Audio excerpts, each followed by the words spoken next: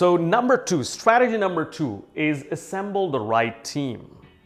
In your team, you have to have the right people. And the right people obviously means the right technical competence, but oftentimes what we forget is the human interface. What does that mean? Human interface means 80% of the productivity, 80% of your productivity of the team will depend on how you're interacting with people, how the chemistry in the team is working. It definitely will be based on the corporate culture you've built, but you have to assemble the team in a way so that they can glue together, they have chemistry, work chemistry, and they like each other. They can communicate in the same language. Building the team, assembling the right team based on technical and human competence is extremely, extremely important.